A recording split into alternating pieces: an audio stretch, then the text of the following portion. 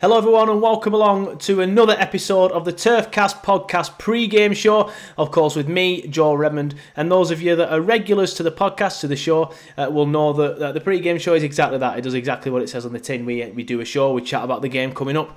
We normally get somebody on from the opposition, and today we're joined by Connor from the Kop Council. How you doing, Connor? You alright, mate? I'm very good, thank you, mate. Thank you for inviting us on, and yeah, looking forward to previewing what should be a good game. Should it be a good game? Well, It's Liverpool Burnley. I don't know. It might be good for you, but we'll get into that. I don't think many Burnley fans are looking forward to it. But obviously, like I was just saying, those of you that are regulars to the podcast and stuff will know that when me and Simon do previews, fair enough, we don't know too much about Liverpool. Well, I'd like to think I know quite a bit about most teams in the Premier League, but Connor's going to know more about Liverpool than me. So why not get somebody on who knows stuff about Liverpool and about the opposition? Because I've probably watched Liverpool about 5 times this season, where Connor's probably watched every single game. Who better to get on than an opposition fan? So, Connor, there's no better place to start than just talk to me about your season so far, because from the outside looking in, it seems a bit underwhelming, doesn't it? But it's one of them. Is it that underwhelming, or are you just victims of your own success? Because you are 4th in the Premier League at the minute, and I said that with like a bit of a scoff tone to my voice, like 4th. Oh, but it's because you've done so well recently. Like you just expect Liverpool to fly away with it. I mean, I know you've only won like the one Premier League title, but you obviously won it very convincingly. But even the season before that, you didn't win it, but you and City were just miles ahead of everybody else. So it seems a little strange from the outside looking in to see you in 4th position and losing a few games effectively. So what's your thoughts on your season so far? It's strange for us. I'm not going to lie to you. I think it's been one of these as the table stands right now, it's one of the most unpredictable seasons I think ever in Premier League history, and that's been our season, unpredictability, because it's been a frustrating one. Of course, at the beginning of the season, we had practically everyone available. Virgil van Dijk. We had the big signing in Thiago coming in, and I think pretty much every single Liverpool fan was like, okay, we're confident for this season going ahead. And okay, when Van Dijk got injured, we were cautious. We were like, oh, okay, this is going to be telling now whether or not Liverpool are going to be needing a centre-off in January. We, of course, are now in January, and it doesn't look like we're going to be signing anybody, which, that is the mainly frustrating part on my end anyway. But it's interesting to see how Klopp is trying to work it without centre-offs. Like, we've played Manchester United last, and we played the centre-back pairing of Fabinho and Jordan Henderson. And Fabinho, for me, Fabinho's been, for me, our player of the season so far. He's been absolutely tremendous, fitting in for, Joe Gomez to begin with, when Gomez got injured, I think for 2 games at the start of the season. And then, of course, just taking that Van Dijk role as his own, really. And I think, not to sound too biased, but I think he's been one of the best centre-backs in the league without even being a centre-back. So it just shows for me like how good he truly is in terms of versatility and playing in Jurgen Klopp's style. But like lately, it's been so frustrating with Liverpool. I think now we've gone 3 Premier League games anyway in a row without scoring, and I think that's the first time we've done that since I think late 2005. Yeah, I saw the stat myself, and it was a long time, wasn't it? And the last time we did it, we went on to win the European Cup. So if that means we're going to win a European Cup this year, I don't mind it.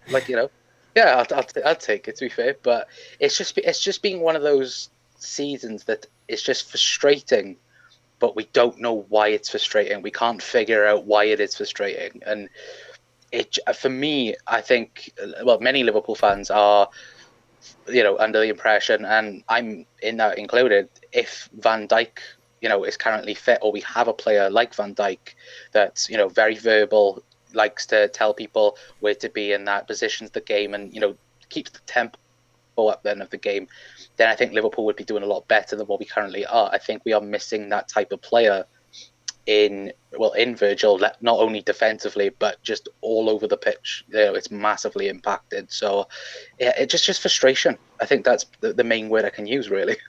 Yeah, I can relate to that because we missed Ben Mee for a large part of the season. Obviously, not on the same level as Virgil van Dijk. A few Burnley fans might sort of like vilify me for saying that, but come on, lads, it's obvious.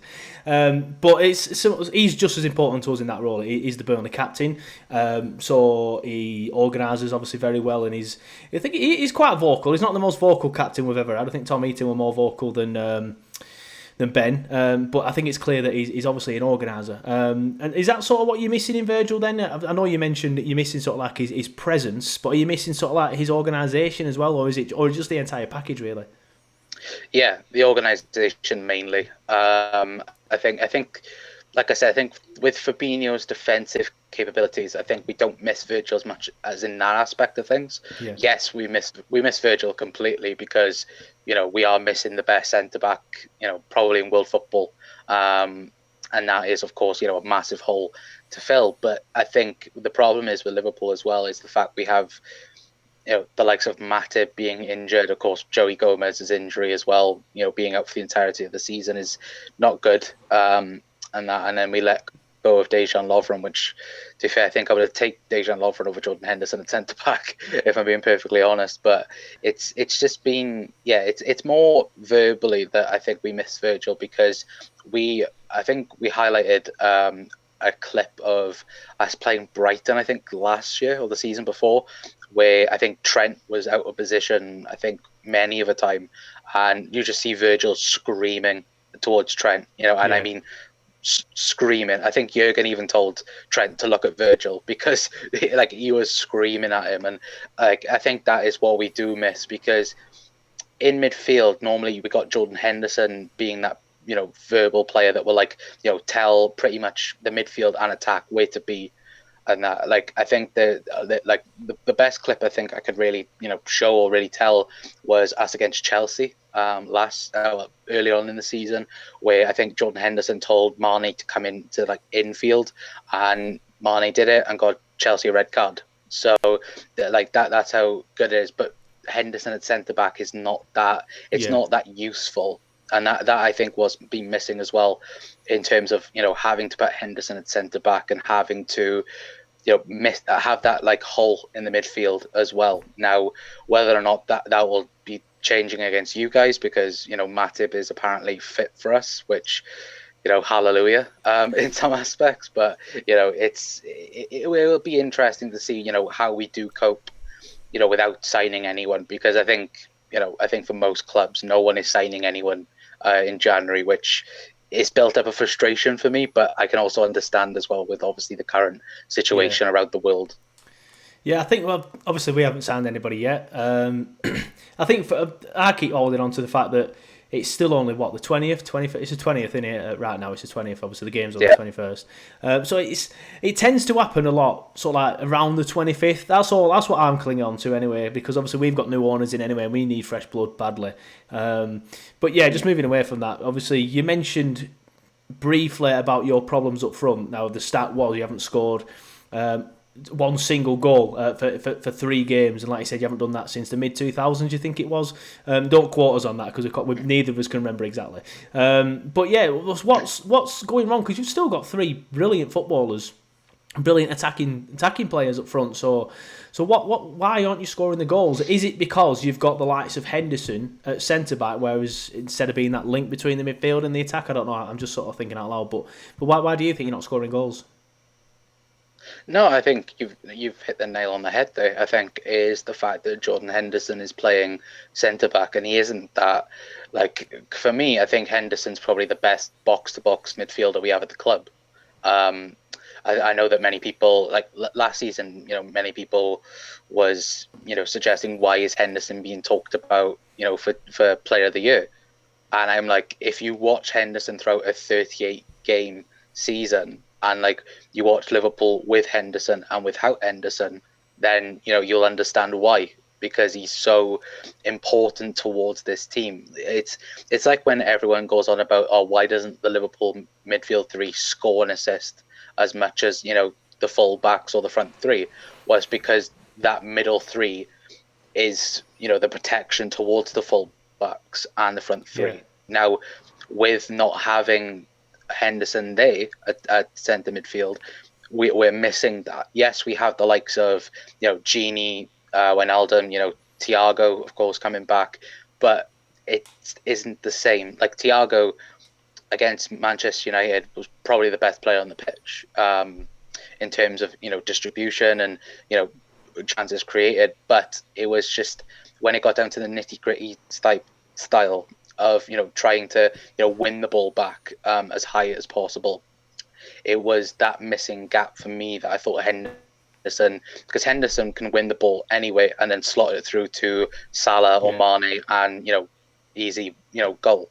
But it is just that missing void at the minute. And I think as well, I think Jimmy Carragher analysed this on Monday Night Football, I think it was. And, this is the 4th year now that this front three are together. I think we take that for, I think the whole league maybe has taken that for granted. Liverpool, they should be scoring. They've got, the so-called best front three in world football.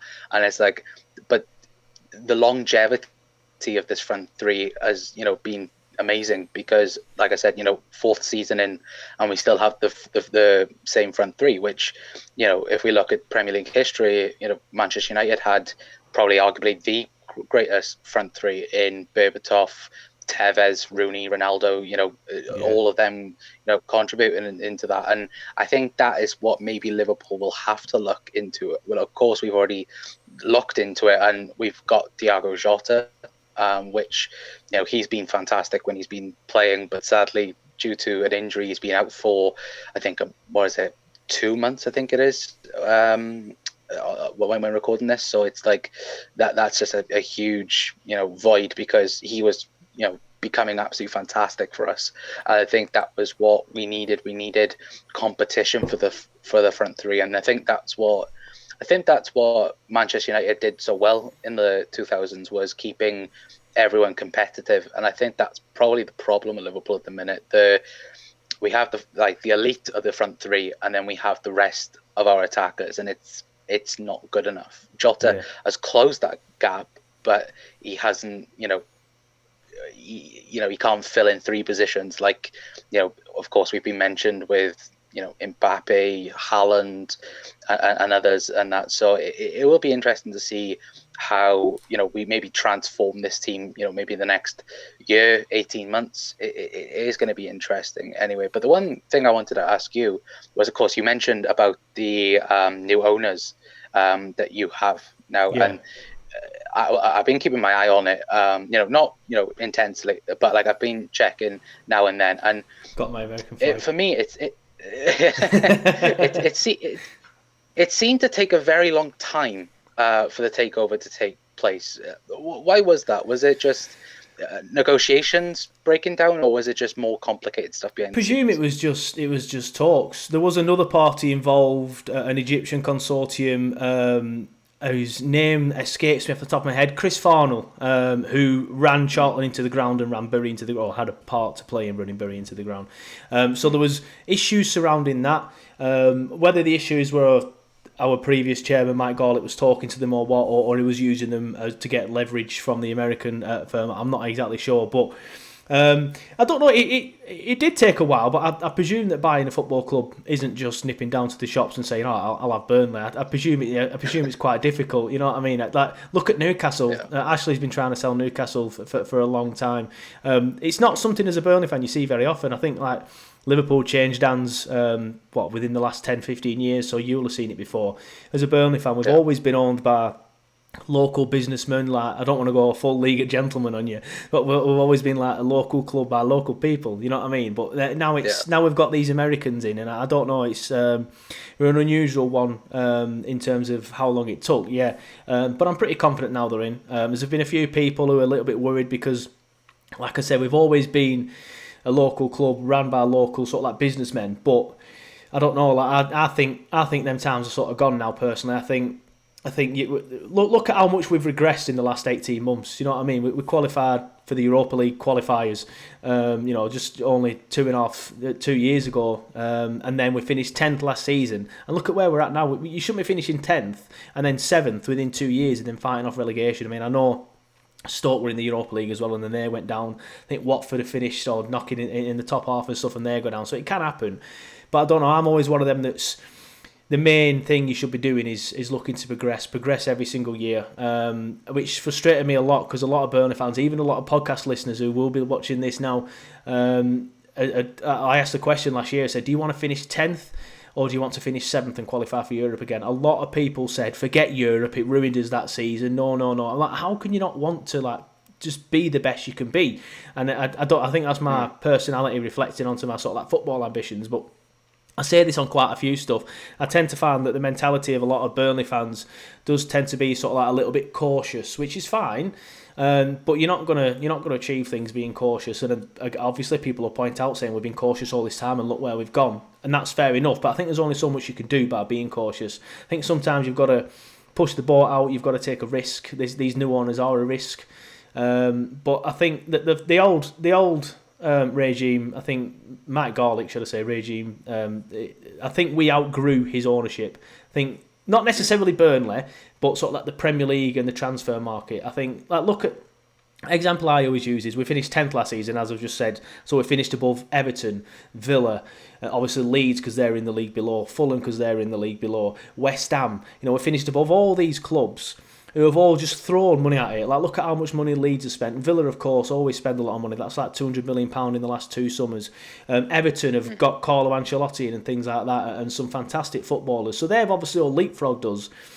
Whereas we cannot, if we want to be involved in that bracket of West Ham, Villa, Liverpool, not necessarily inside as a club, obviously, but sort of like, not Liverpool, sorry, West Ham, Villa and Leeds and Everton and that sort of bracket of where you are in the league, you've got to be trying to keep up with them. Now, I don't necessarily mean you've got to spend 200 million quid because Burnley's never going to do that. But a few seasons ago, what we used to do is we'd get players from the Championship, like decent players from the Championship, bed them in, not put them in the team straight away, and then eventually get them in the team. And it worked. And then we'd sell them on. Look at Michael Keane. We sold him on for big fees and things like that. It's worked. Danny Ings. Obviously he went to you boys. Obviously it ended up being like a contract thing at the end, wasn't it? But we did get a lot of money for him in the end, thanks to a tribunal.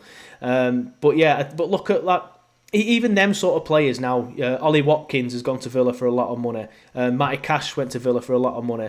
The lad that went to West Ham from Brentford, whose name escapes me off the top of my head, went there for a lot of money. We've just been sort of like priced out of that market. We need to get back into that. We need to be able to spend £20 million on a player. We need to be able to spend... Our record fee is 15 million quid. And I think the last owner was a little bit reluctant to spend money because that 15 million quid was for Ben Gibson, and that obviously didn't work out. He's now on loan at Norwich, despite him being our player. Was training with Borough last season and not even playing for us when we had centre-back issues. I think it was a little bit cautious on their part. But we need to get back into that bracket now. We need to spend money on players. I don't obviously want to risk the future of the club. That's not what I'm suggesting, but we need to be able to spend money. And I think these new owners will hopefully be able to take us to that. But yeah, that's my take on that. But yeah, I want to ask you as well. Obviously, last season must have been fantastic. But also, I don't know. Like, me and my mates have been talking recently because we get carried away as Burnley fans. We've got to the 4th round of the FA Cup and we're already talking about winning it. Obviously, it's not going to happen. But I would be gutted if Burnley win the FA Cup and I can't be there to witness it. That must have been frustrating. As amazing as last season would have been, that must have been heartbreaking to watch Liverpool win the league without you being there. It was, heartbreaking. I think that's the simple word for it, sadly. And yeah, I think for many Liverpool fans, I know that, the main group that I'm involved with, we were all planning, January. We were like, okay, this is going to be our year. Like, I think we all felt it probably back in December, that it was going to be our year, which was, a bit cocky, maybe a little bit, but, when you're like 16, 17, 18 points ahead of everyone else, I think you can, start to believe that, it is going to be our year finally. And it was, but sadly, it was part of the most terrible year, I think, in modern history, which, is frustrating. It is frustrating because Jurgen has said that, our Liverpool fans will be able to celebrate, the Premier League title, and they'll have the parade and things like this. I'm like, it won't be the same. It's done now. Like, I don't want to be in the summer now, say like everything, like obviously COVID, worst names is done and dusted, and we like say City win the league, and then we're just like raiding around with a Premier League trophy. I'm like, look a bit daft. I don't. Yeah, I don't want that. I want to win it again, and then we can celebrate again. Like that's the aim for me this season. Yes, we're fourth at the minute. Yes, we are struggling with goals and points at the minute, but I still feel, me personally, I feel that Manchester City are the favourites for the title at the moment, because they now have this partnership between John Stones and Diaz, which, that looks to be unbreakable. They have all their strikers coming back from injury. They've got Sterling, Bernardo Silva's always there as well, which is horrible to even, think. Mahrez as well, he always likes to, whenever he's in the team, he likes to have a man of the match performance whenever he plays, which for us is, it's hard for me to say that City are the favourites, but it's truthful. Liverpool are second favourites at the minute. And I think if Liverpool can win the league with no centre halves and all the problems that we have had, then I think it would top last season. Even though last season was 99 points and running away with it, I think it would outdo last season because of how we've had to change so much as a team in terms of playing style. Because with all the injuries out and everything, we've had to change like little things. It may not look, if you watch Liverpool, maybe 1 week and then watch them the next, it may not look like much, but like if you watch them constantly week in, week out, you can tell like the minor details in it. And I think that's where I think many people they go, oh, they're just playing the same front three, playing the same type of midfield. And it's like, yes, but we've had to change so much in terms of, discipline. Like our fullbacks don't go as forward as much, without Virgil there or Gomez there. And it's, like I said, I think this would be, if Liverpool was to win the league, it would be the greatest achievement that I think Jurgen Klopp has done so far, which, he's done a little bit, winning a European Cup and a Premier League, which is, all right, but it would probably be, the top of the table then, I think, of what Jurgen's done. So, well, who do you think? Do you think you can do it then? Do you think you can win the league? Or do you think someone else is going to win it? I think there's still the possibility of us winning it. Like I said, I think City are the favourites to win it because they have all their squad day, and they have all of the players available and ready to go. But do I think Liverpool still have a chance? Yes. I think we are probably still second favourites for the league. Hopefully, maybe City can go on a run of games where they, drop points and that, because that's it with this season. It's so unpredictable. I think Liverpool and Man City have managed to stay up there in the conversation, but I think the others around us has changed. Like at the minute, it's Leicester and Man United that are getting talked about, being our, closest challengers. Last month it was Tottenham and Chelsea. So it's changing all the time, but Liverpool and City are always in that conversation, like all the time. So I think it will be that. I think it will be between us and City, and I'm just like hoping and praying that we're there or thereabouts. Maybe a month's time or a couple of weeks' time. So yeah, I'm still pretty confident that Liverpool can win the league. Fair enough. Always good to see someone that's confident. What are your thoughts on Burnley then? Like not necessarily like sort of like the form this season or the lack of goals. Obviously, we're suffering from a similar sort of thing to you, lack of goals. But sort of like the club as a whole and sort of like the style of players. I'm always interested to get like fans' opposition views on the football club, because I say it time and time again, and you see all this grief on Twitter that I presume every single club is subject to.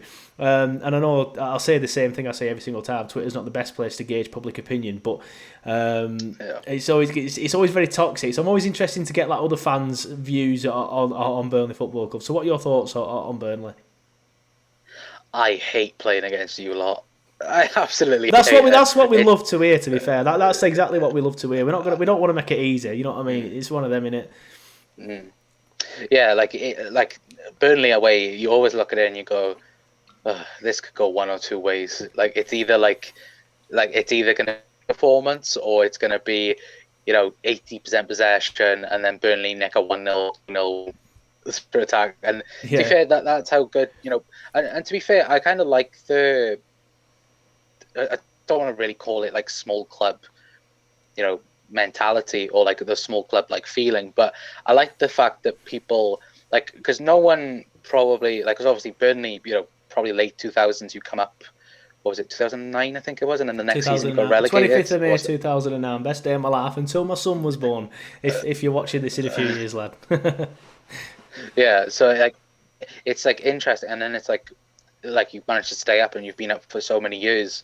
I think that's where you was talking about. Maybe Burnley, maybe investing more in transfers and that. And I think it's interesting for like looking, obviously where you guys are at, like similar teams like West Ham, West Brom, where you may not have.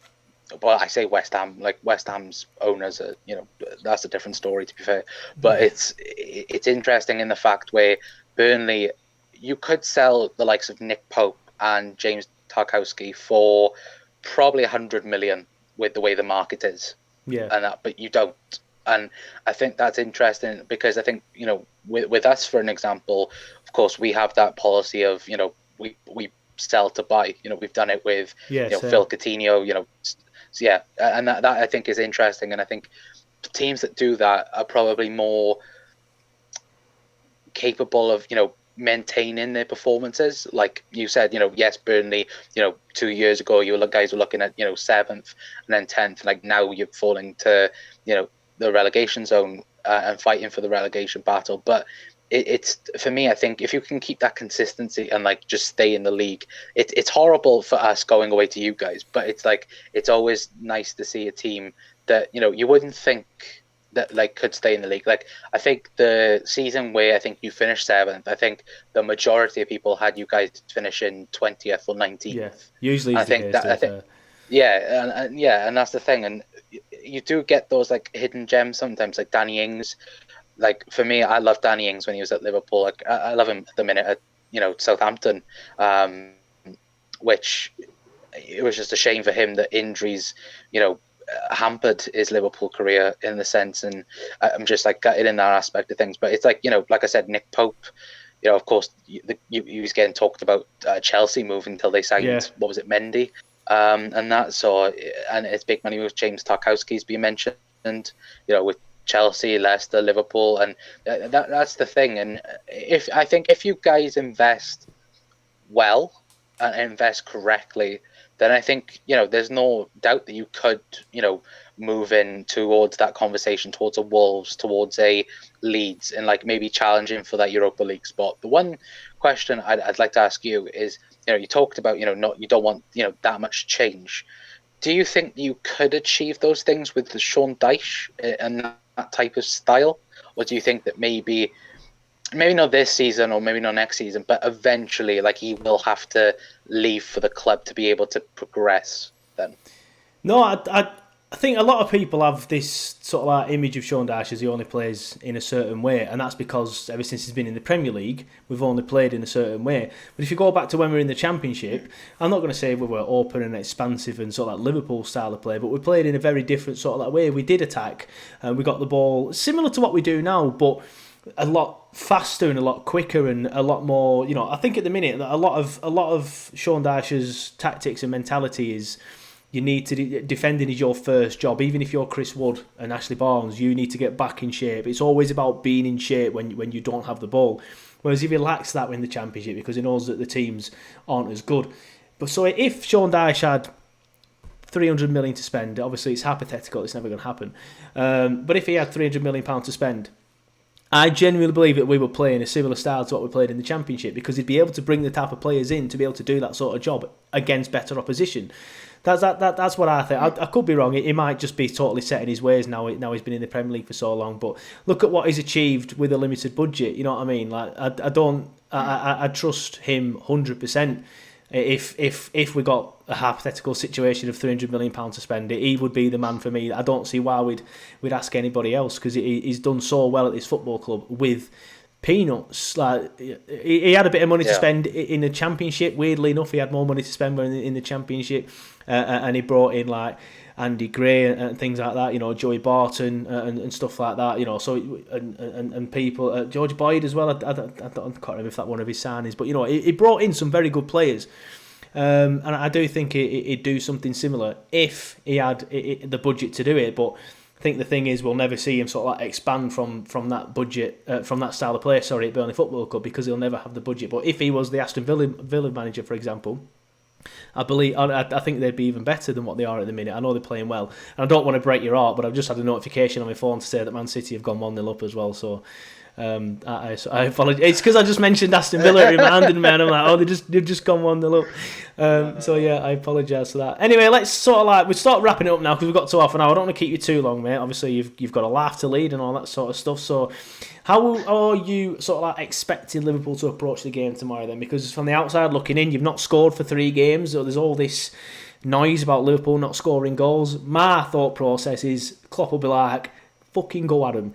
Go at him now. Get an early goal. If you get an early goal in 5 minutes, get a second early goal, and then just absolutely try and annihilate us. I think is what you're going to try and do.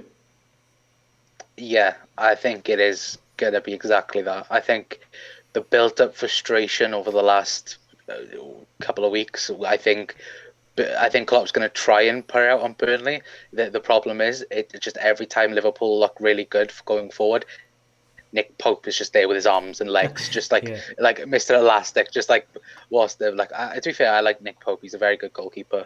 To be fair to him, but it's I think it's going to be one of these games. I think Liverpool are going to go strong. Maybe there might be a bit of rotation. Maybe we may play. We might drop Bobby Firmino with Takumi Minamino, or we may play Alex Oxlade-Chamberlain in the false 9. But apart from that, I think Klopp is just going to go full strength, and he's going to want to tank Burnley because that, like I said, the built-up frustration with the poor performances and the results lately. So yeah, I think Jurgen's going to try, but I think Burnley are going to be obviously a tough task for us. So I'm probably going to go scoreline. I'm probably going to go 2-0. I'm going to go. It's more optimistic from a Burnley point of view than me. I'm going 3-0. I don't know. I'm worried. If you get an early goal, I think it could end up being quite tough. I don't know. We tend to have an okay record at Anfield. We got 1 point recently, and that's it. But that's always the most fresh in your mind, isn't it? But it's good to remember that obviously we were the only club to stop from winning at home last season. But like you said, that was just simply because of Nick Pope. It was fantastic, that game. Jay Rodriguez with the goal as well, though. It was a strange one, that, because you went 1-0 up, and I thought, no chance. They've gone 1. A good header from Robertson as well, looping. Pope had no chance. But yeah, it was a strange game, that one. But yeah, I think I'm going to go 3-0. It's going to be a tough one. Obviously, you're a very good side. Champions for a reason, you know what I mean? Even if you have been a little bit off the boil this season, I think we're playing you at the worst possible time that we could play you, basically. I think if you'd have just come off a 1-0 win against West Brom or something like that, or a 2-1 win, something like that, I think we might be in with a better chance. But we're playing a wounded animal, effectively, and I can't see us getting anything out of it. And I'm not normally one to sort of like predict us to lose. I'll normally will predict us to lose at the likes of Liverpool and City, to be fair. But I'm going into this with absolutely zero, optimism at all. So optimism, yeah. Yeah. So yeah, it's going to be a bit of a fingers crossed, because we will be doing a watch along. So I don't want to be miserable as sin 5 minutes into watch along and just have nobody watching it. But yeah, that's pretty much it from me then, buddy. Just want to say thank you for coming on the show. And one thing I will do before I go, just sort of like let everyone know sort of like who you are, sort of like your website again and things like that, and where they can find you on the social medias. So yeah, I appreciate it. I know that maybe of course Liverpool bias through and through. Yeah. Liverpool has been probably the best thing 20 going into 2021, really. But yeah, YouTube, We talk, match preview show. I think we've got a preview show, maybe an hour after we do this. So yeah, come and check us out. You can come watch that again. Do everything, look at players, look at transfers, all the rumors, go chat. Come check us out there, Instagram. But yeah, thank you, mate, for having us on. No, thank you for coming on. And like I say, a big thank you to Connor from the Kop Council. And fingers crossed for a positive Burnley result tomorrow. But I think, like you say, even the most hardened Burnley fan has struggled to predict a Burnley win. But thank you, Connor. And we will see you for the watch along. If you're watching this on Wednesday night, we'll see for the watch along. Obviously, the watch along basically is going to be on at the time of the game. Of course, it is. I don't need to tell you when it's going to be on. It's going to be on the time of the game. But hopefully, the podcast will be out in the morning as well, Thursday morning, if you're watching this on Wednesday night. And yeah, thank you, and we'll see you around.